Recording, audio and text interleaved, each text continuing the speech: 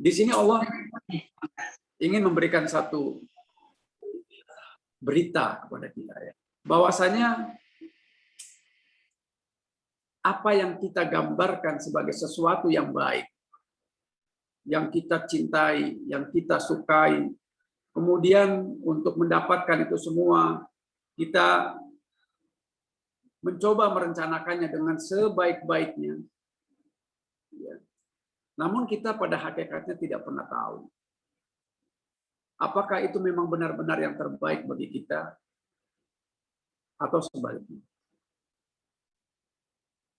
Ayat tadi, surat Al-Baqarah, ya, surat 2, ayat 216, jelas mengatakan, bisa jadi kamu membenci sesuatu padahal ia amat baik bagimu. Atau sebaliknya, bisa jadi engkau menyukai sesuatu tetapi itu amat buruk bagimu. Jadi kita, tadi saya menggambarkan mencintai sesuatu. Kita telah mencoba berusaha untuk bagaimana mewujudkan apa yang kita sukai itu, seperti di awal tadi. Namun kita tidak pernah tahu pada hakikatnya, apakah itu yang terbaik untuk kita? Kita tidak pernah tahu. Atau sebaliknya, kita membenci sesuatu, kita nggak suka. Kita nggak suka. Terhadap apa saja. Apakah terhadap pekerjaan kita, apakah terhadap pergaulan kita, apakah terhadap apa saja yang berhubungan dengan hidup dan kehidupan kita. Kita membenci.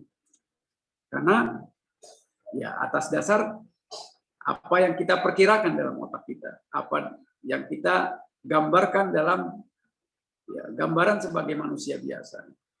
Kita tidak pernah tahu. Pada hakikatnya kita tidak tahu apa-apa. Maka bisa jadi yang kita benci itu sesungguhnya baik bagi kita. Allah mengetahui, Maha mengetahui, dan kita tidak tahu apa-apa. Lalu permasalahannya apa gitu? Yang menjadikan kita sering kecewa dan sebagainya. Permasalahan kita adalah karena kita sok tahu. Gitu.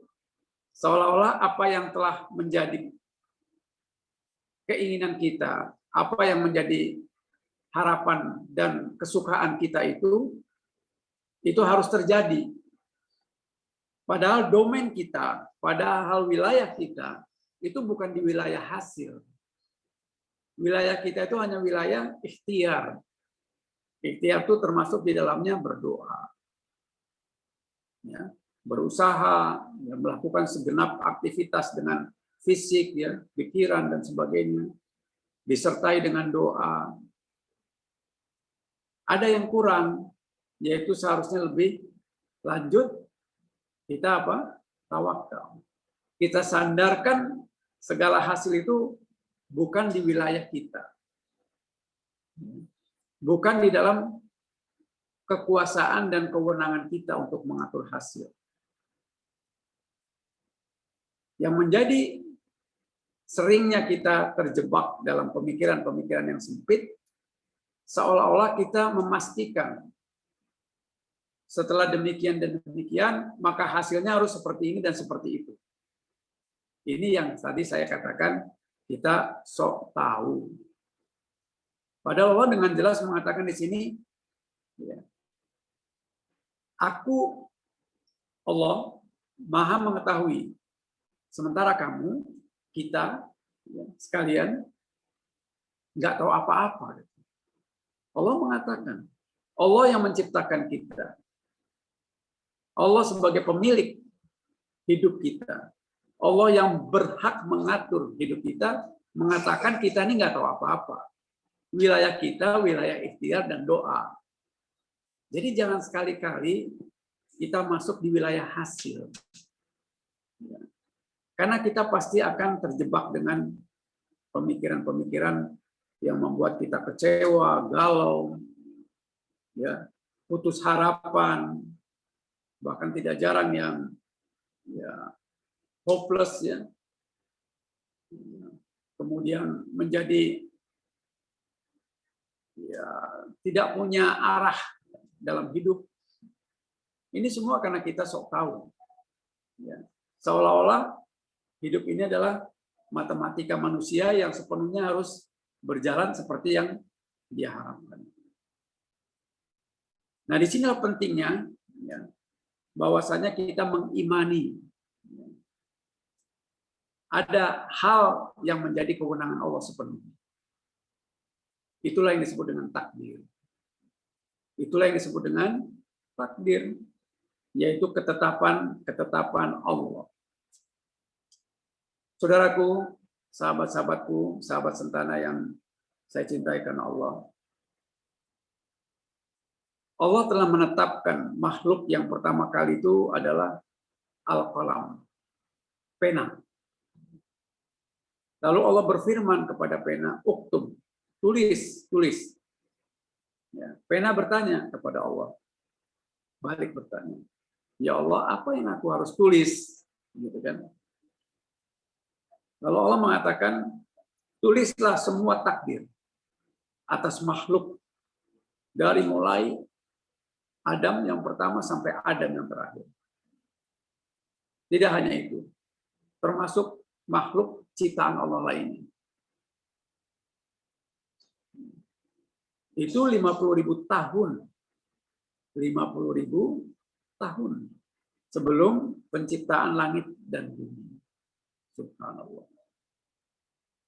Termasuk kita saat ini bisa bertatap muka dengan daring ya atau online ini. Itu sudah ada di Lauhul Mahfuz itu. Sudah tercatat. Oleh karenanya apalagi hal-hal yang tadi bersifat kewenangan Allah, hasil. Namun itu adalah gaib bagi kita. Memang Allah menyampaikan bahwasanya ya, di dalam surat Al-An'am, surat ke-6 ya, surat ke-6 ayat ke-59 ya, Allah mengatakan di sana bahwa hal yang gaib itu hanya Allah saja. Yang lain tidak punya otoritas untuk bisa memahami yang gaib itu ya. Saya bacakan surat Al-An'am ayat ke-59.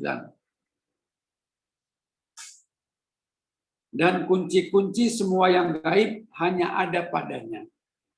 Tidak ada yang dapat mengetahui selain Dia, selain Allah. Dan Allah mengetahui apa yang ada di darat dan di laut.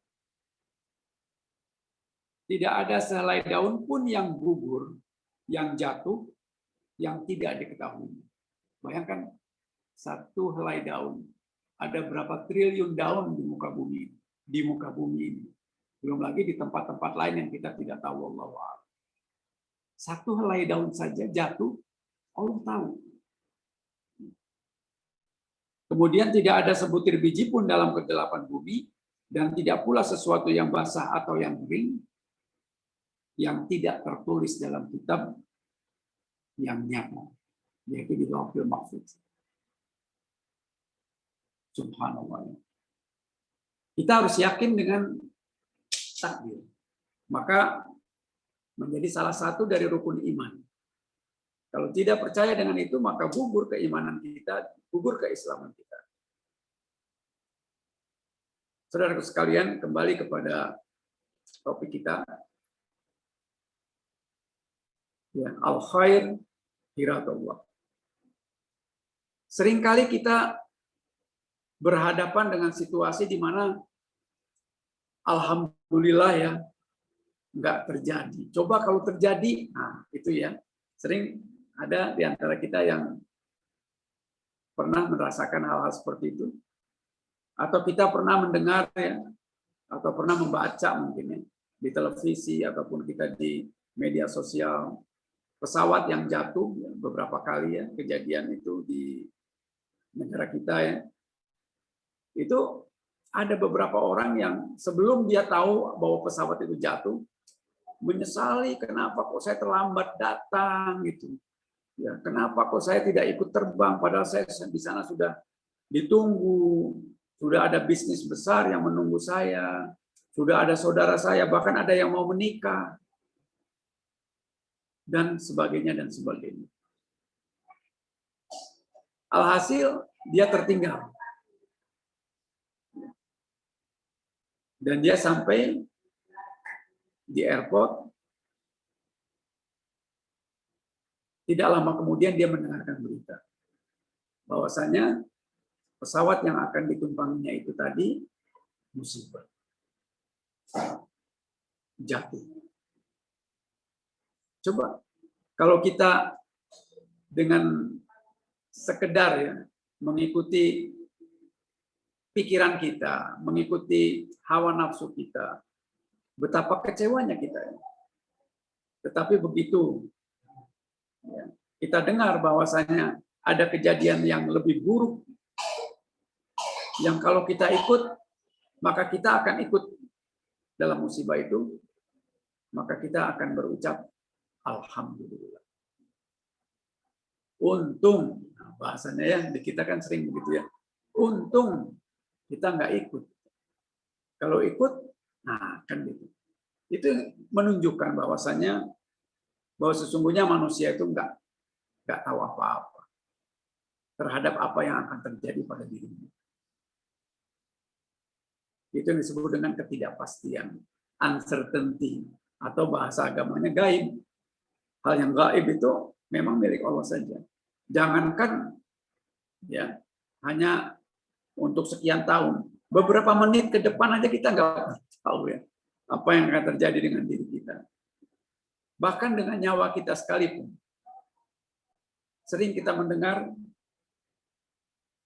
teman-teman kita, sahabat kita yang sudah mendahului kita, terkadang baru aja kita ngobrol, baru kemarin segar bugar di masjid lagi. Kita ketemu bercengkrama, kita bercerita sana sini. Tiba-tiba esok hari sudah nggak bisa lagi ke masjid. Lalu mau diapakan? Al-khair khiratullah. Pilihan Allah yang terbaik. Dan kita harus yakini itu. Insya Allah, teman-teman sekalian yang saya cintakan Allah, jika kita yakin dengan yang seperti ini, artinya kita terbebas dari bersuudzon kepada Allah.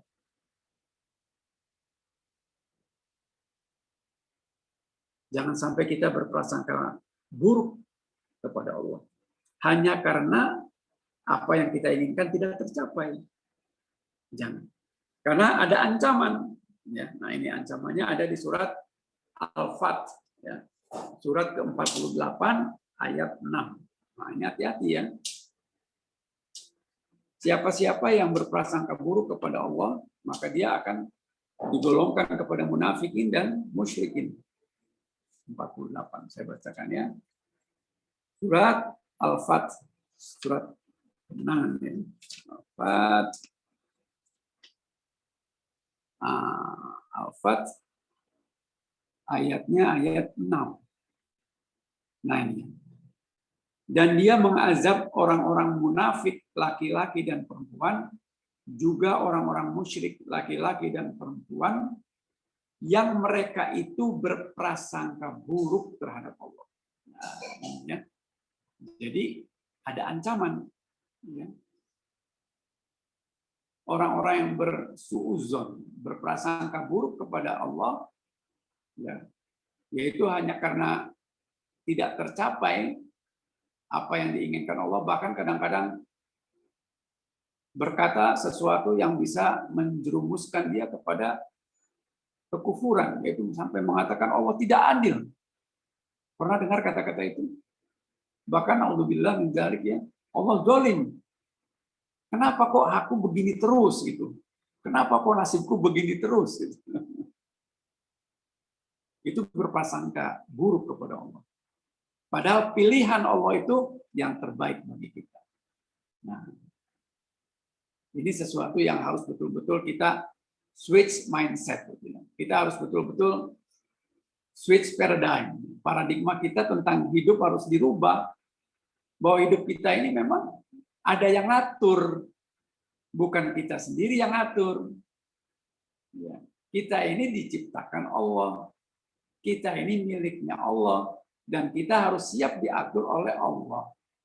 Dan kita mengimani bahwa segalanya Allah telah berikan yang terbaik. Maka kita kewajibannya hanya apa? Bersyukur dan bersabar atas apapun ketetapan Allah. Nah, sebagaimana yang pernah saya sampaikan di awal-awal kajian ya, apapun yang menimpa kita, lisan kita ucapkan alhamdulillah. Kalau yang berkaitan dengan musibah atau sesuatu yang tidak menyenangkan kita, alhamdulillah ala kulli hal. Afdhalud doa, alhamdulillah. Sebaik-baiknya doa itu alhamdulillah. Kok doa alhamdulillah lah? Iya.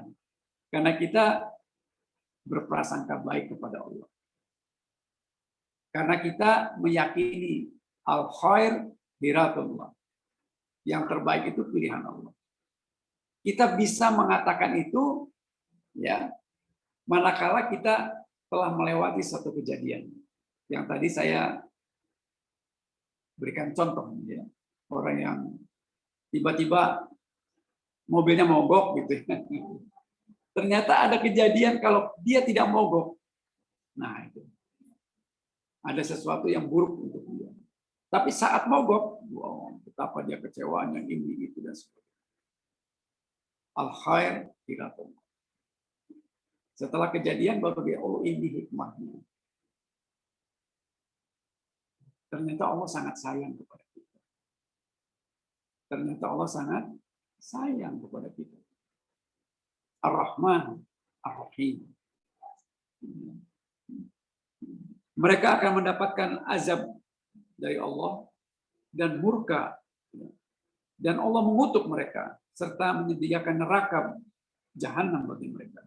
Dan neraka itu adalah seburuk-buruk tempat kembali.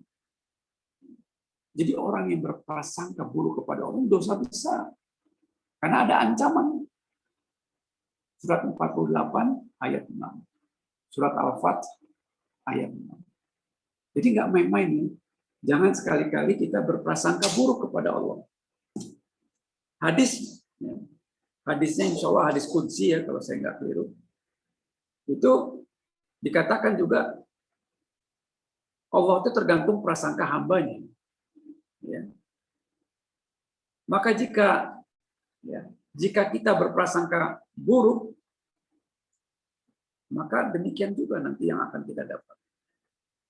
Tetapi jika kita berprasangka baik, maka itulah yang akan kita dapat insya Allah. Hadis ini menjelaskan bagaimana Islam sangat memotivasi kita semua ya, manusia untuk selalu optimis. Kita berprasangka baik itu menjadikan kita optimis dalam hidup. Bisa tenang dalam hidup. Bisa selalu memandang dari sisi positif dalam hidup. Dan sebisa mungkin menjauhi sikap prasangka yang jelek. Baik kepada Allah, juga kepada sesama manusia. Ya. Terutama kepada Allah tentunya, yang menciptakan kita. Dan kemudian kepada manusia. Jadi berhusnuzonlah kepada Allah dan juga kepada manusia.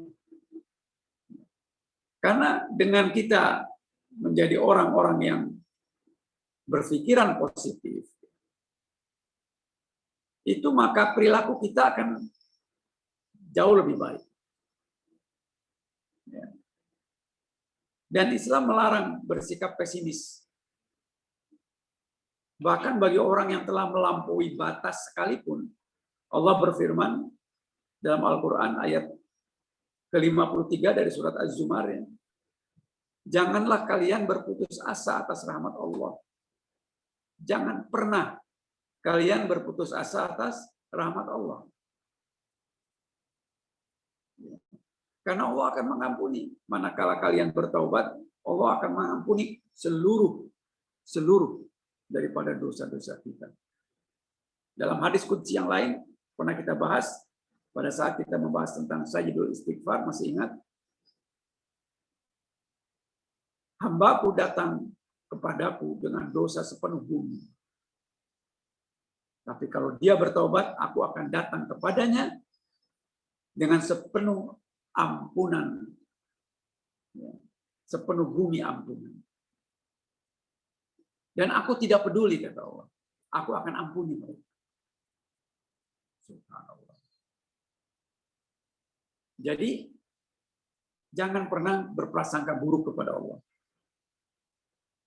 Apapun ketetapan Allah itu, itulah yang terbaik bagi kita. Ya. Nah, saudaraku sekalian, berpikiran positif ini akan memberikan dampak baik bagi kita. Cara berpikir kita, ya. Kemudian tingkah laku kita, dan sebagainya akan menjadi akhlak yang mulia. Akan menjadikan akhlak yang mulia. Dan ini secara psikologis juga, maaf.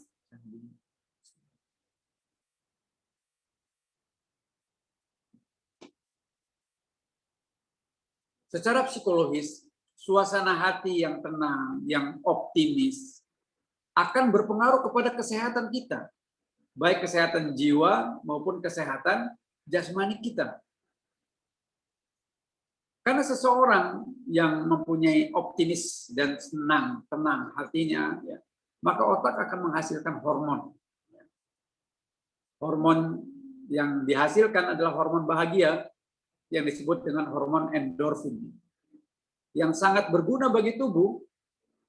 Ya. Jika sedang bahagia, otak akan menghasilkan zat endorfin yang membuat kita merasa happy. Nah, sebaliknya, kalau kita sedang marah, cemas, suntuk, benci pada orang, kekesalan yang luar biasa, otak akan menghasilkan zat sebaliknya yang disebut dengan kortisol, dopamin, adrenalin, yang semuanya mengganggu keseimbangan sistem tubuh. Ini berdasarkan penelitian yang saya dapatkan dari beberapa literatur yang saya baca. Jadi kita mengimani bahwasanya pilihan Allah itu yang terbaik bagi kita, menjadikan kita termasuk sehat jasmani dan rohani juga. Banyak orang yang punya penyakit ini dan itu, ternyata setelah diteliti, ya, baik itu dari ilmu kedokteran, ya, ilmu psikologi, maupun ya tentunya dari ilmu agama, sebagian terbesar itu karena pikiran kita. Sebagian terbesar karena pikiran kita. Rasa cemas itu menjadikan ini dan itu.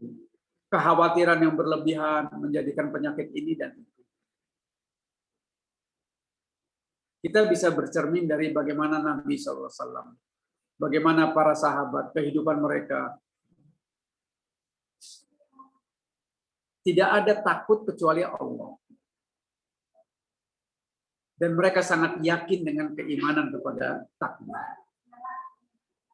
Bahkan keimanan kepada takdir itu, ya, sampai kepada hal-hal yang bersifat harian, artinya yang kecil-kecil. Man kana yu'minuna billahi wal yaumil akhir falyakul khair aw liyasmut. Man kana yu'minuna billahi wal yaumil akhir falyakul jayra falyakul dhaifa. Jadi kalau kita beriman kepada Allah dan hari akhir, coba. Allah hari akhir, Allah hari akhir. Itu kan keimanan yang ujung dan ujung, gitu ya. Ujungnya beriman pada Allah, dan ujung yang sebelah sisi lainnya adalah beriman kepada hari akhir. Termasuk takdir di dalamnya tentu. Itu untuk hal-hal yang sifatnya kita mau bicara aja, kita harus ingat. Barang siapa yang beriman kepada Allah, artinya bicara kita selalu berkait dengan Allah, selalu berkait dengan Allah. Dan kita ingat bahwa apa yang akan nantinya dibalas di akhir-akhir, akan dibalas di yaumil akhir. Jadi barang siapa yang beriman kepada Allah dan hari akhir, hari pembalasan. Jadi segala tingkah laku kita itu dibatasi dalam dua koridor ini. Iman kepada Allah, kita yakin bahwa keputusan Allah yang terbaik, dan kita yakin bahwa apapun yang kita lakukan itu akan ada hitung-hitungannya. Akan ada yaumil hisab. Nggak ada tuh yang lewat, ya. Nggak ada. Kita bisa baca surat Qaf, surat 50, ayat 19. Bahwasanya Allah lebih dekat daripada, atau kami lebih dekat kepadamu dari urat nadi. Yaitu Allah mengutus malaikat pencatat Roki dan Atid untuk semua, nggak ada yang terlewat. Semua dicatat. Termasuk apakah kita berhusnuzon atau kita bersuuzon kepada Allah. Semua dicatat. Dan itu semua akan ada dalam kitab, dan kita akan membacanya di hadapan sekian banyak manusia. Dan kita diberi kemampuan yang luar biasa sehingga suara kita terdengar oleh semuanya. Dan kita mempertanggungjawabkan itu semua sendiri-sendiri di hadapan Allah Azza wa Jalla. Saudaraku sekalian, jika kita senantiasa bertawakal kepada Allah, artinya kita selalu menyandarkan segala apapun yang kita lakukan itu hanya Allah lah yang berhak, hanya Allah lah, dan Allah terus gitu ya, yang menjadi bagian daripada cara kita melihat hidup, maka insya Allah kita akan tenang. Ala bizikrillahi tatmainul qulub. Surat Ar-Ra'd, surat 13 ayat 28. Barang siapa yang selalu mengingat Allah, mengkaitkan segala hidupnya dengan Allah, termasuk bahwasanya ketetapan Allah itu kita yakini adalah sebagai yang terbaik. Al-khair khiratullah. Maka insya Allah akan memberikan ketenangan dalam hidup. Dan ketenangan ini akan berdampak luas kepada konsekuensi-konsekuensi kehidupan berikutnya. Kita akan merasa hidup tenang, nyaman, akan qanaah. Insya Allah tidak ada dengki, tidak ada iri, tidak ada keinginan menyakiti orang lain. Karena kita ingat, ada hari pembalasan. Di sini mungkin karena kekuasaannya, kewenangannya, lalu dia semena-mena. Tapi ingat. Nabi mengatakan ada orang yang muflis nanti itu, orang yang bangkrut nanti di akhirat. Siapa dia? Orang-orang yang membuat kezaliman di dunia ini, berlaku tidak adil di dunia ini, maka dia akan dimintakan pertanggungjawabannya. Orang-orang yang zalimi itu dipersilahkan untuk meminta pertanggungjawaban, dan di sana tidak ada alat tukar lain kecuali amal. Maka kalau kita menzalimi seseorang, orang itu akan minta dibayar, dan amal kita yang nanti akan membayar. Allahu Akbar. Maka kita dengar ya, salah satunya di dalam surat Al-Kahfi yang biasa kita baca ya di hari Jumat ini. Ya, surat Al-Kahfi surat 18 ayat 103-104. Tahukah kalian orang-orang yang merugi kan kira-kira gitu.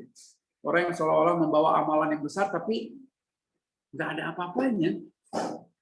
Di hadapan Allah itu seperti debu yang berterbangan. Kita menganggapnya kita sudah beramal banyak, sudah punya tabungan besar, tapi nyatanya tidak ada harganya, tidak ada nilainya di hadapan Allah. Pertama karena memang kita mengerjakan itu tanpa memenuhi dua syarat yang saya senantiasa tekankan, yaitu ikhlas karena Allah, dan dua sesuai dengan contoh Nabi. Yang ketiga adalah dia berbuat zalim kepada sesamanya, maka dia akan dimintakan itu. Amal-amal itu akan menjadi alat tukar, bayar. Maka mumpung masih hidup, ayo Kalau yang punya salah minta maaf, minta diikhlaskan. Yang punya utang bayar. Kalau nggak mampu bayar, kalau bisa diikhlaskan, alhamdulillah. Jangan sampai nanti diminta di sana. Ini bagian-bagian dari kehidupan kita sesama manusia. Ya.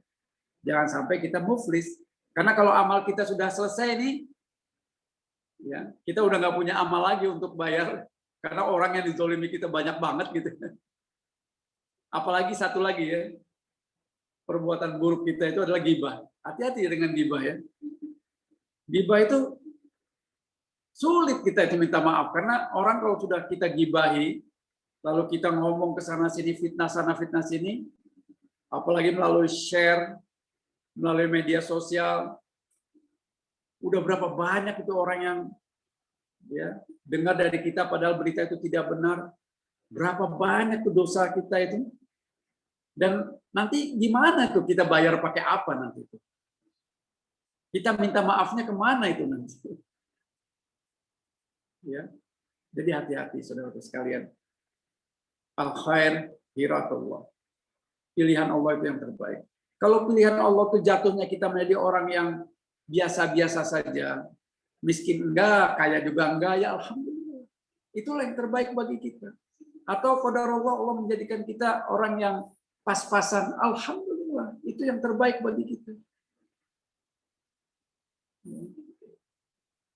Jangan kita seolah-olah semuanya ingin jadi orang yang super duper gitu. Mewah dan sebagainya. Lalu siapa nanti yang akan bekerja, siapa yang akan menjadi pembantu rumah tangga, siapa yang akan jadi office boy. Tentu Allah telah menata ini secara sempurna. Dan kuncinya satu, qanaah. Merasa cukup dengan apa yang Allah berikan. Ya, saya kira saya coba tutup dengan qanaah ini ya. Untuk selanjutnya kita buka soal jawab ya dalam 20-15 menit ke depan. Jadi untuk kita bisa menerima ya bahwa pilihan Allah itu yang terbaik bagi kita, maka salah satu kuncinya dan yang utama kita senantiasa bersyukur dan bersabar. Kita qanaah, mensyukuri segala nikmat yang Allah berikan. Apakah itu bentuknya dalam bentuk-bentuk kenikmatan-kenikmatan yang sesuai ataupun yang tidak sesuai. Karena sesungguhnya al-khair hiratullah. Pilihan Allah itu yang terbaik bagi kita. Meskipun seperti ayat Al-Baqarah tadi ya surat Al-Baqarah ayat ke-216 bisa jadi apa yang kamu benci itu, apa yang kamu nggak suka itu, apa yang kamu itu selalu berkeluh kesah itu yang terbaik bagimu gitu. Kita nggak tahu gitu. Nanti setelah kejadiannya lewat baru kita tahu. Ada riwayat ya, tetapi panjang jadinya ya. Raja itu yang saya pernah ceritakan juga, yang punya seorang menteri yang selalu menteri itu mengatakan pilihan Allah itu yang terbaik. Raja itu tiba-tiba dia senang dengan bermain alat-alat yang tajam, pisau dan sebagainya, tiba-tiba terpotong kelingkingnya, jari kelingkingnya dan harus diamputasi. Semua orang menganggap, oh begini dan begitu, iya begini. Lalu sang menteri ini mengatakan, ya tadi, pilihan Allah yang terbaik. Keputusan Allah yang terbaik. Raja mendengar itu kecewa, lalu dipenjarakan orang itu kan. Padahal ini menteri terbaik dia. Ya raja punya kekuasaan kan. Kemudian raja ini punya hobi berburu, satu ketika dia berburu dan tersesat di hutan belantara, ketemu dengan orang-orang yang bengis, orang yang senang mengorbankan orang untuk persembahan peribadatannya.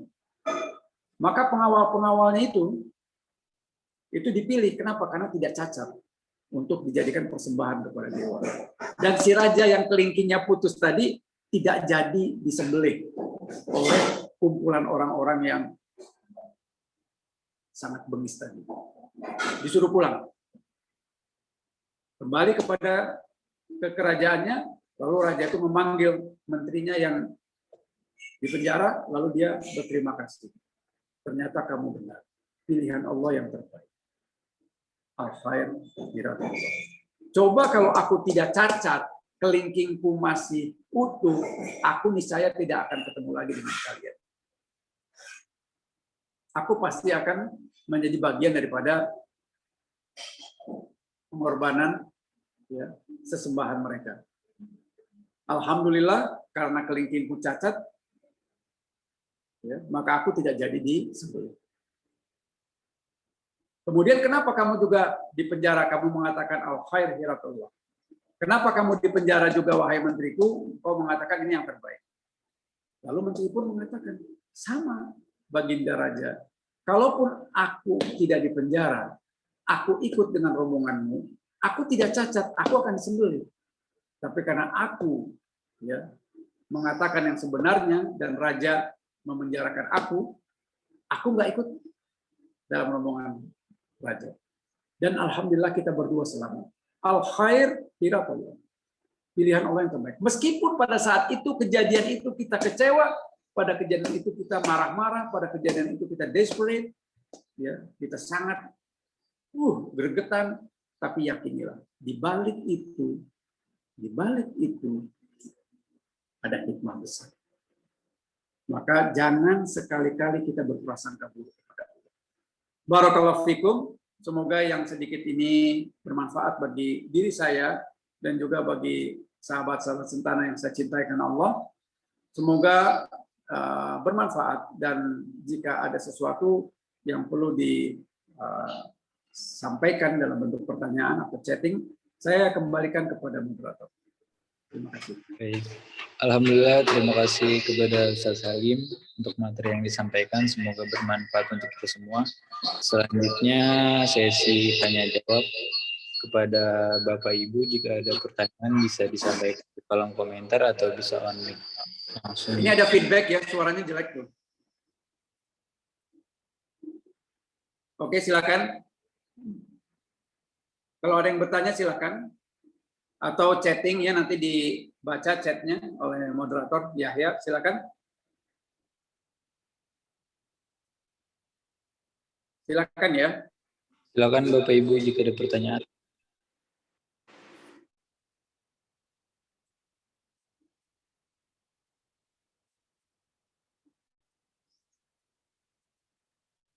Saya lihat banyak juga nih yang ikut pada hari ini. Silakan Pak Amrin, silakan Pak Amrin. Ya, terima kasih Ustaz Salim.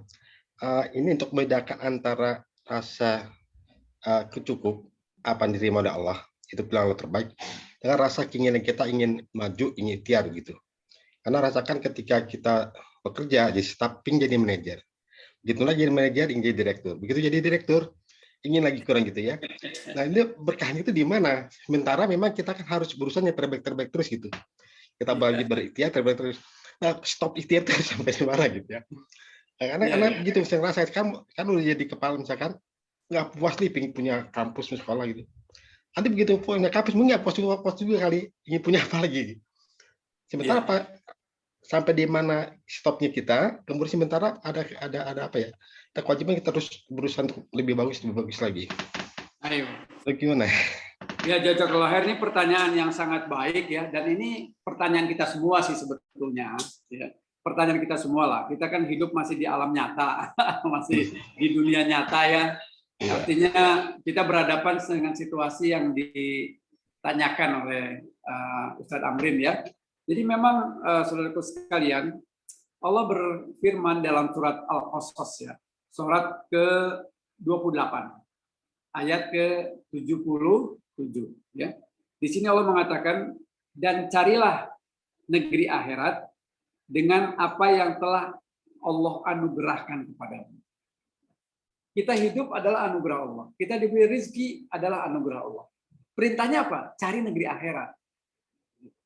Nah, tapi Allah mengatakan, tetapi janganlah kamu lupakan bagianmu di dunia. Jadi orientasi kita tuh memang jangan terbalik gitu ya. Orientasi kita adalah akhirat gitu. Dunia ini jangan dilupakan saja, sekedar jangan dilupakan. Bukan berarti tidak boleh kaya, bukan. Tapi akhirat adalah menjadi orientasi hidup kita. Kenapa? Karena akhirat itu kehidupan yang kekal. Sementara dunia itu nggak kekal. Dunia ini adalah sekedar untuk mencari tempat bercocok tanam yang akan kita tuai nanti hasilnya di akhirat kelak. Maka jadikanlah akhirat itu sebagai tujuan utama kita, bukan dunia. Nah, kalau sudah seperti itu, maka al-khair khiratullah itu menjadi hal yang tidak terlalu sulit untuk kita lakukan gitu. Karena kita tahu ya, itu iman kepada takdir itu bagian daripada negeri akhirat yang kita disuruh mencarinya. Ya. Maka akan timbul rasa bahwasannya kalau kita ya ingin mencari kehidupan akhirat, walau akhiratu khairul laka minal ula, atau walau akhiratu kamil dan sebagainya yang banyak di ayat Al-Qur'an itu, bahwa kehidupan akhirat jauh lebih baik daripada kehidupan dunia, maka yakin kita akan mentis tuh cara berpikir kita, ini nih ada gunanya nggak di akhirat gitu. Kita boleh kaya raya, betapa banyak sahabat-sahabat Nabi yang kaya raya, bahkan kekayaannya itu lebih kaya daripada konglomerat yang paling kaya sekalipun sekarang ini. Contohnya Utsman bin Affan, sampai yaumil qiyamah itu hartanya terus bertambah. Kenapa? Dia punya sumur rumah di, bukan rumah-rumah ya, namanya rumah. Itu nama tempat. Di mana sumur itu selalu mengeluarkan airnya dan selalu itu diinfakkan, dan infaknya itu terus sampai di mana sumur itu masih terus ada keluar. Dan kebun-kebun yang diairi dengan itu air dari sumur rumah itu diinfakkan lagi. Dan masih tercatat rekening tertua di dunia itu rekeningnya Utsman bin Affan. Tapi siapa dia? Dia salah satu sahabat Nabi yang telah dijamin masuk surga. Kekayaannya luar biasa. Kenapa? Negeri akhirat. Artinya orang kalau disuruh cari negeri akhirat jangan lalu berprasangka bahwa dia akan miskin, bahwa dia akan kere. Enggak. Wa may yatawakkal 'ala Allah fa huwa hasbuh. Barang siapa yang bertakwa dan bertawakal kepada Allah, Allah akan cukupkan semuanya. Wa may yattaqillah yaj'al lahu makhraja wa yarzuqhu min haitsu la yahtasib. Barang siapa yang bertakwa kepada Allah, Allah akan kasihkan jalan keluar dan bahkan rezeki yang tidak engkau duga-duga. Jadi Allah menjamin semua kita. Takwa tentu kaitannya dengan negeri akhirat. Itu ya. Jadi jangan sampai kita salah ya. Nah, di sini terusnya, dan berbuat baiklah kepada orang lain sebagaimana Allah telah berbuat baik kepadamu, dan janganlah kamu berbuat kerusakan di muka bumi ini. Ya, sungguh Allah tidak menyukai orang-orang yang berbuat kerusakan. Itu surat Al-Qasas. Ya. Lalu ada lagi surat At-Takasur. Yang kita hafal semua insya Allah ya. Alhaakumut takasur hatta zurtumul maqabir. Ya. Alhaakumut takasur. Jangan bermegah-megahan di antara kalian. Bermegah-megahan di antara kalian itu sampai apa? Sampai masuk kubur tuh. Jadi kalau sudah menjadi kodrat sunatullahnya manusia ini, kalau tidak ada agama yang baik, maka dia akan begitu berlomba-lomba mencari kehidupan dunia, ya, sampai masuk kubur, gitu. Baru selesai itu.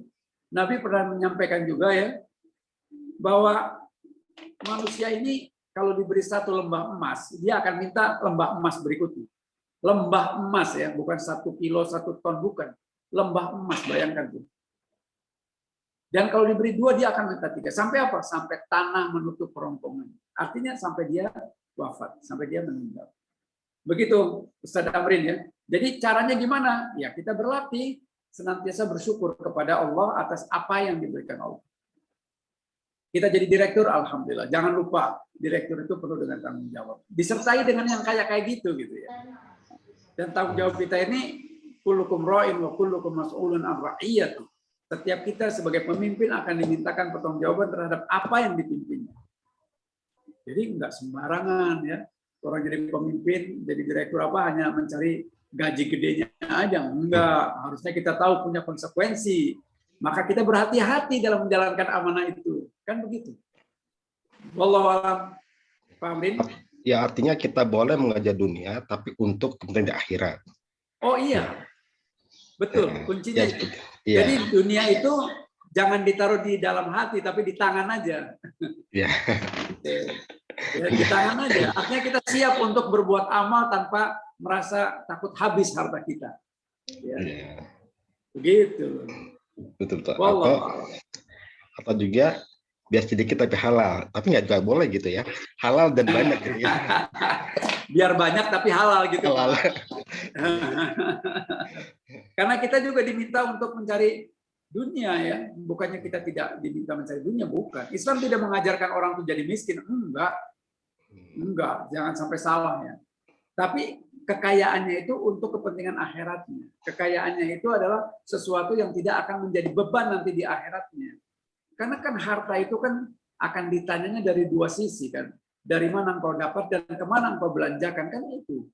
Jadi kita berlomba-lomba cari harta banyak juga kita sama aja berlomba-lomba menyiapkan diri untuk ditanya banyak kan gitu.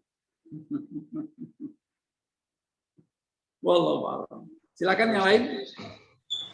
Baik, alhamdulillah terima kasih kepada Bapak Amrin untuk pertanyaannya dan alhamdulillah sudah dijawab langsung oleh Ustaz Salim. Kepada Bapak Ibu yang lain jika ada pertanyaan bisa langsung disampaikan atau bisa ditulis di kolom komentar. Silakan ya. Oh ya, hari ini Pak Ideal berangkat ya, umroh ya. Iya, Ustaz. Kita doakan semoga beliau dan keluarga insya Allah selamat ya, pergi pulang dan mendapatkan pahala mabrur insya Allah ya. Amin, amin ya Allah. Makasih Ustaz, saya bareng-bareng sama istri nih, pakai handphone istri on the way Bandara Terminal 3 Ustaz. Oke, iya. Silakan ada yang mau tanya? Ada lagi yang memberikan satu apalah?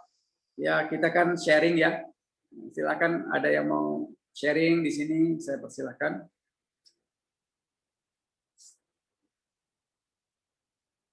Ada yang mau tanya? Atau chatting? Ada yang mau chat? Silakan. Ya mungkin kalau ada yang chat dibacakan saja. Di chat tidak ada, Ustaz. Tidak ada. Ini Pasha mau tanya, Pasha nih mahasiswa saya nih. Ada yang mau tanya Pasha? Enggak usah, makasih. Ada yang lain yang mau tanya, silakan. Pak Robidi, silakan Pak Robidi. Siap menyimak aja Ustadz, siap menyimak. Oh gitu. Iya. Terima kasih banyak Pak Robidi. Yang lain silakan. Teman-teman jangan merasa ragu ya. Kita ini menimba ilmu dalam majelis ilmu yang semoga Allah berkahi ya. Jadi Masya Allah kita meluangkan waktu sekitar 1 jam, 1 jam seperempat setiap pekan ini, jangan sampai kita anggap sesuatu yang tidak bermanfaat ya. Jangan juga disia-siakan, sayang ya. Ini adalah hal-hal yang insya Allah bisa membantu kita ya memiliki satu ilmu yang bisa menghadirkan rasa tenang, ilmu yang bisa membawa kita kepada minad dzulumati ilan nur, dari kegelapan ke arah yang lebih terang. Dan kita perlu sekali ilmu dari ilmu Al-Quran dan Sunnah ini yang bermanfaat ini ya. Silakan ada lagi yang mau ditanyakan. Ada teman-teman lagi ini di sini saya sambil lihat nama-namanya ya. Basuki, biasanya Pak Basuki tanya.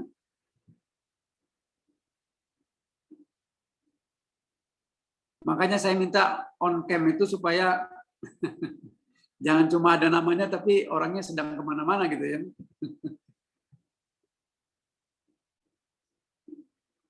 Ada yang tanya Eli, Ibu Eli Subiharti atau Eli Rosmita, ada yang mau tanya?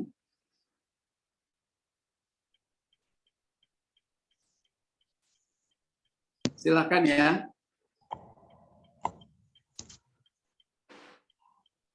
Ini ada ponakan saya yang dari Dubai barangkali ini mau tanya.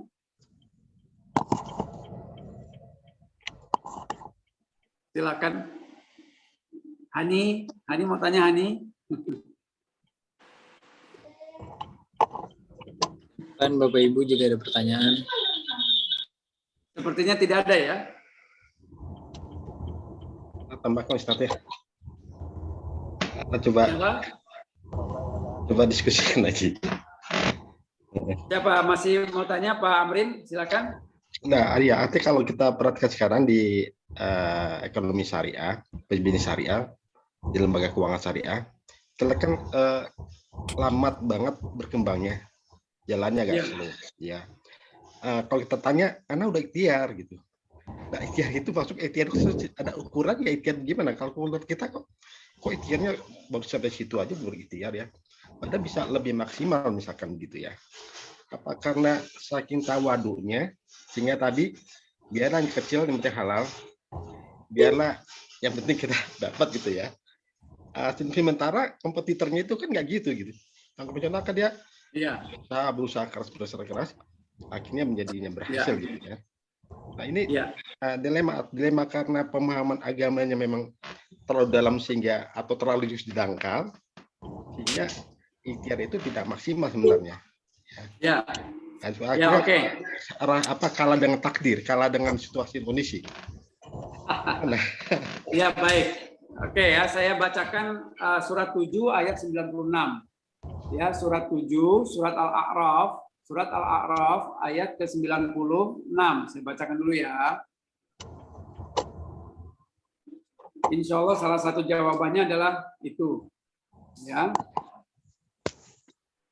Yaitu di sini dikatakan artinya ya, dan sekiranya penduduk suatu negeri, kita sebut aja, dan sekiranya negeri Indonesia, kan gitu ya, beriman dan bertakwa.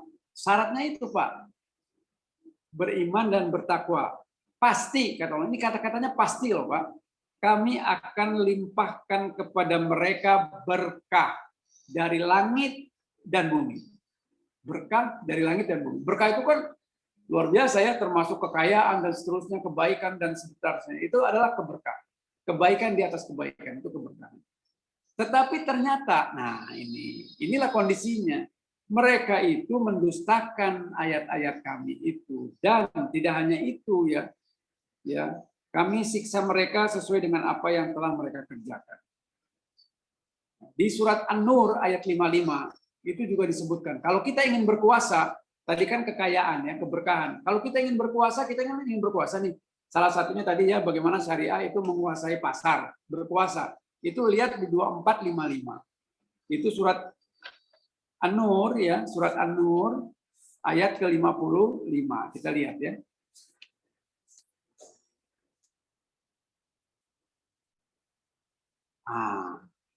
Allah telah menjanjikan. Nah, ini janji Allah itu kan pasti. Allah telah menjanjikan kepada orang-orang di antara kamu yang beriman, lagi-lagi beriman, dan apalagi mengerjakan kebajikan.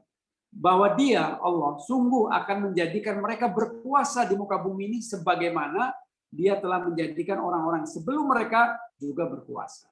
Ini urusan kekuasaan, Pak Amrin. Dan sungguh dia akan meneguhkan bagi mereka dengan agama yang telah dia ridhoi. Apa itu Islam? Dan dia benar-benar akan mengubah keadaan mereka setelah mereka dalam ketakutan menjadi aman sentosa. Ya, jadi kalau kita beriman, bertakwa, berbuat kebajikan, kita akan menjadi aman dan sentosa. Ya, mereka tetap menyembahku dengan tidak mempersekutukan sedikit pun dengan apapun. Ini musyrik. Nah ini kita secara tidak sadar kadang-kadang mendikotomi itu, memisahkan tuh antara agama dengan dunia. Inilah yang namanya sekuler ya. Soalnya nggak ada hubungannya tuh. Syirik kok hubungannya dengan tidak berkuasa. Oh iya, ini Allah yang berkata. Kalau kita masih tetap melakukan perbuatan-perbuatan syirik, maka jangan harap kita itu akan menjadi orang yang diberkahi Allah. Jangan harap juga kita menjadi orang yang berkuasa, dan jangan juga kita berharap menjadi orang yang mempunyai kemajuan-kemajuan lainnya. Karena kita telah melakukan hal yang paling dimurkai Allah. Syirik. Dan syirik menjadi dosa yang tidak berampun. Tetapi barang siapa tetap kafir, maka mereka itulah termasuk orang-orang yang fasik.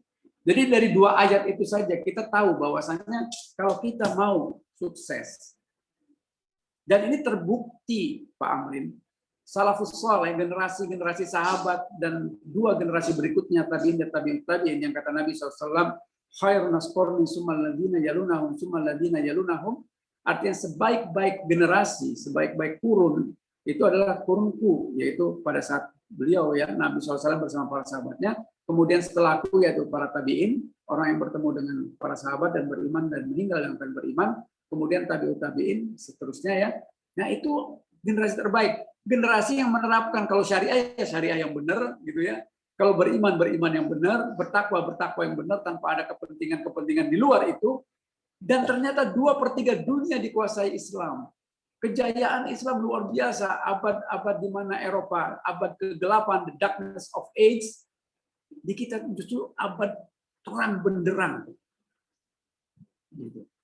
Betapa banyak ilmuwan yang sekaligus juga adalah umaro, sekaligus juga dia adalah ulama.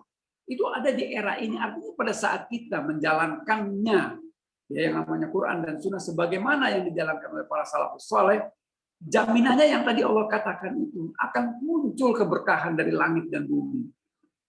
Akan diberikan kita kekuasaan.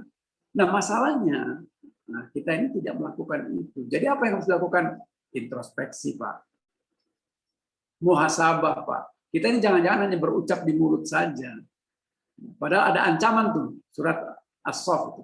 Ya, surat 61 ayat 2 dan 3. Barang siapa yang hanya berkata tidak melakukannya, Allah murka kepada mereka. Gitu ya. Wallahu a'lam bishawab. Pak Amrin, ini PR kita nih, PR besar kita ya. Kita saling mengingatkan satu sama lain, insya Allah. Jadi yang harus kita koreksi keimanan kita, takwa kita. Wa may yattaqillah yaj'al lahu makhraja, kata Allah. Masa kita nggak percaya? Allah yang berkata, barang siapa yang bertakwa kepadaku, aku akan berikan jalan keluar. Apalagi hanya sekedar syariah yang sekarang di bawah 10% menjadi 25%. Kecil. Tapi kita takwa enggak gitu. Kitanya masih begini dan begitu. Kepengennya gitu. Wallahu a'lam. Assalamualaikum Ustaz. Waalaikumsalam. Iya. Siapa nih? Saya Pak Edi Sarwono. Ini temannya Pak Afrison, Ustaz. Oh, Boleh barakallahu bertanya, fiik, Pak Edi. Alhamdulillah, ini kedua kali nih. Ya, assalamualaikum untuk teman-teman semua yang di Sentana ini. Waalaikumsalam warahmatullahi. Kebetulan saya ini Ustaz menyempatkan datang di kantornya Pak Afrison ini. Ada pertanyaan ini Ustaz yang saya belum jelas, mohon pencerahan dari Ustaz. Ustaz gini Ustaz. Iya ya. Kalau orang tua kan sudah meninggal ya. Terus dua-duanya meninggal, ada saudara, ada paman dan om atau siapapun meninggal. Kalau kepada orang tua, misalnya kita mau berinfak ya atau zakat sedekah gitu, kan kita sebutkan ini untuk orang tua misalnya gitu Ustadz ya. Iya. Itu bisa diterima ya, insya Allah ya. Amin, bisa Pak. Insya Allah. Dengan keikhlasan hati. Tapi kalau kepada saudara lain atau teman ya, teman akrab atau adik-adik atau kita ingin bersamaan gitu ya, orang tua sudah, terus ini kalau di masjid Ustadz, misalnya di masjid ada kentengan itu masuk itu, kita ini untuk ini, itu kira-kira, mohon maaf ini, sebetulnya kalau ikhlas nggak usah ditanyakan ini, itu ada bisa diterima enggak itu loh, yang saya maksudkan Ustaz. Ya. Ya itu, ya Ustaz, saya tanya itu. Baik. Saya bacakan ayatnya insya Allah ya, ini sebagai hujjah ya. Surat An-Najm, surat 53 ayat ke-39. Ya, surat An-Najm. Ya. Surat An-Najm, surat ke-53 ayatnya ke-39. Ya, bahwa manusia, sudah ya, bahwa manusia itu hanya akan memperoleh apa yang diusahakannya. Ya. Siap. Dan sesungguhnya usahanya itu kelak akan diperlihatkan kepadanya. Kemudian itu yang 40, 41 ya. Kemudian akan diberi balasan kepadanya dengan balasan sempurna. Gitu ya. Dan sesungguhnya kepada Tuhan mula segala sesuatu itu kembali. Ya. Gitu. Jadi kita mendapatkan sesuatu sesuai dengan apa yang kita usahakan, Pak. Dan orang tua itu adalah hasilnya tuh kita. Kita ini adalah sesuatu yang diusahakan oleh orang tua kita. Ya, jadi otomatis kalau untuk orang tua, Bapak sebutkan ini untuk orang tua atau tidak disebutkan untuk orang tua, insya Allah orang tua akan dapat. Kenapa? Karena kita adalah salah satu output ya atau outcome daripada orang tua kita, Pak. Iya betul. Outcome. Nah, adapun untuk orang lain itu adalah masalah muamalah. Yang saya ketahui itu masalah muamalah. Muamalah itu hubungan manusia yang satu dengan manusia yang lain. Kita ingin berbuat baik kepada manusia yang lain itu dianjurkan. Malah Nabi mengatakan khairun nas anfa'uhum linnas. Orang yang paling baik itu adalah orang yang bermanfaat bagi orang lainnya, kan gitu. Jadi ya sah-sah saja. Bapak mau berbuat baik kepada orang lain, ya silakan saja. Insya Allah kalau didasari dengan ikhlas dan sesuai caranya dengan apa yang Nabi contohkan, maka insya Allah menjadi amal soleh. Begitu. Tetapi kalau tadi disebut-sebutkan semua itu khawatir menjadi tidak ikhlas. Khawatir hanya sifatnya menjadi ria. Nah kalau ria, ya nggak ada nilainya di hadapan Allah, kan begitu. Seperti dalam hati Ustaz, itu dalam hati. Nggak disebut antara kita sendiri dengan kotak tadi. Oh ya, kalau kita ya. memberi. Kalau misalnya artinya terus, Pak Edi, yang paling utama tuh innamal a'malu binniyat, itu yang utama. Segala sesuatu tuh tergantung kepada niatnya. Iya, betul. Ya, wa innamal likulli imri'in ma nawa. Dan kita mendapat ganjaran itu sebagaimana apa yang diniatkan. Itu, Pak. Ya. Jadi jawabannya sih cuma simpel begitu aja sih. Gimana niat kita lah gitu. Yang penting kita ikhlas tadi nomor satu ya. Iya. Nah, betul. Terus ini ada buntutnya nih, banyak kuih. Kalau teman kita itu non muslim gimana, Pak? Bagaimana? Temennya itu non muslim tapi baik, gitu loh. Dia udah meninggal duluan. Tapi kalau kita mendoakan yang non muslim itu nggak boleh, Pak. Yang sudah meninggal nggak boleh. Ya. Itu ada di dalam surat At-Taubah. Saya bacakan. Ya, saya bacakan surat 9, Pak. Surat 9 ayatnya kalau saya nggak keliru 114 ya. Sebentar ya Pak ya, saya takut salah juga ya. 114 atau berapa itu? Iya benar. Ya 113 Pak. Dan 114. Tidak pantas. Udah ketemu Pak, surat 9, surat At-Taubah ayat 113. Tidak pantas bagi Nabi dan orang-orang yang beriman memohonkan ampun kepada Allah bagi orang-orang yang musyrik. Orang-orang yang non-muslim. Ya. Sekalipun orang itu kerabat mereka sendiri. Mohon maaf, Ustaz, kalau toh dia pernah bersyahadat gimana? Tapi suaminya non-muslim. Suaminya non-muslim. Ini perempuan. Suaminya non-muslim, dia sudah pernah bersyahadat. Terus suaminya meninggal duluan. Nah ini dia udah pernah bersyahadat, minta dikubur jadi satu dengan suaminya. Loh ini kan jadi ya gimana?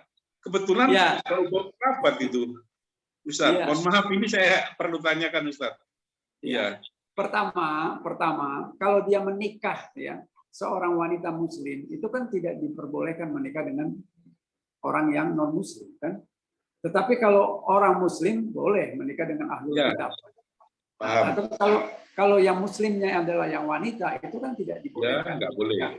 Nggak boleh. Itu saja sudah melanggar. Itu aja udah melanggar kan. Ya. Nah, adapun masalah si wanita itu tetap muslim ya dia berlakulah hukum muslim gitu kepadanya. Tetapi untuk mendoakan suaminya yang non muslim tetap berlakulah seperti ini. Meskipun kita kerabatnya sendiri, suaminya ataupun siapapun nggak boleh. Nabi aja nggak boleh. Ingat ya, Abu Thalib itu kan paman Nabi, nggak boleh didoakan oleh Nabi. Padahal paman Nabi itu kurang apa sayangnya. Nabi pun tidak boleh mendoakan orang tuanya. Ya. Karena orang tuanya musyrik. Ya. Jadi kita jelas ya Pak Edi? Kita dosa enggak Ustadz kalau kita misalnya menginfakkan atau untuk atas nama kerabat saya perempuan yang yang non muslim dan sudah meninggal. Ya, untuk apa? Untuk apa? Nggak ada nilainya.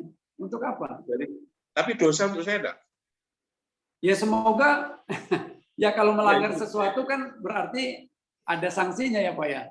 Kalau melanggar itu kan berarti sanksi. Ini saja sudah tidak boleh ya. Nah, kalau kita langgar tentu ada sanksinya. Ya. Semoga Allah memaafkan. Ya. Tetapi kalau setelah kita tahu ya kita nggak usah kan gitu. Ya untuk apa? Masih banyak ladang amal lain, Pak. Iya, ya karena kasihan Ustadz. Cuman itu kan karena ada kerabatan yang kita jaga kan gitu. Ya kalau Ya, makanya ya saya tapi tanya, kalau kalau udah nggak boleh ya berhenti itu. Siap, terima kasih Iya, Ustadz. iya. Artinya kalau dia non Muslim, Pak, kalau dia non Muslim, kita doakan seperti apapun dia kafir kan. Kalau kafir itu kan Allah yang menetapkan bahwa orang-orang kafir itu tempatnya di neraka sudah. Kita mau doakan kayak apapun tidak ada gunanya kan. Nggak akan merubah ketetapan Allah. Wallahu a'lam. Maka yang sebaiknya kita berikan itu pada saat dia hidup, kita berdoa semoga mendapat hidayah. Semoga Allah berikan hidayah. Itu doa kita. Gitu. Ini Itu pernah Pak. kejadian. Mohon maaf Ustadz, sebentar ini saya. Ini pernah kejadian karena ini saudara sendiri, ya kerabat lah ya. Dia nggak punya anak, lah anaknya ini sudah saya beritahu. Coba, saya yang minta. Dia kan pernah bersyahadat, ya toh. Kamu ingat bahwa saudara-saudara saya semua itu Muslim. Jadi kau masukkan ke tapi permintaannya kan, ya itu dia minta dikuburkan dengan suaminya yang yang non Muslim tadi. Ini yang saya belum pernah menanyakan. Alhamdulillah dapat jawaban pasti dari Ustadz ini ya. Terima kasih Ustadz. Ya, sama-sama Pak. Barakallahu fiik Pak. Semoga Allah memberkahi Pak Edi dan keluarga dan kita semua ya. Baik, saya kira cukup ya Pak Yahya ya, Mas Yahya ya. Sudah jam 5:04 ya. Teman-teman juga barangkali udah mau siap-siap pulang ya. Saya kira demikian saudara sekalian, sahabat-sahabat Sentana yang saya cintakan Allah. Alhamdulillah kita telah selesai untuk melakukan kajian pada sore hari ini. Semoga menjadi ilmu yang bermanfaat bagi kita semuanya. Dan kalau ada hal yang keliru, saya mohon maaf kepada Allah. Dan Allah terbebas dan Rasulnya dari kesalahan ini semata-mata karena kehilafan dan kekurangan ilmu saya. Dan kalau benar tentunya datangnya dari Allah dan Rasulnya.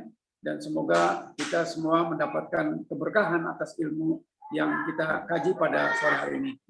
Demikian saja. Ya, insya Allah pekan depan kita ketemu lagi ya dalam acara yang sama, kajian Islam web Sentana Ngaji atau web Ngaji Sentana. Saya lupa juga namanya. Amin.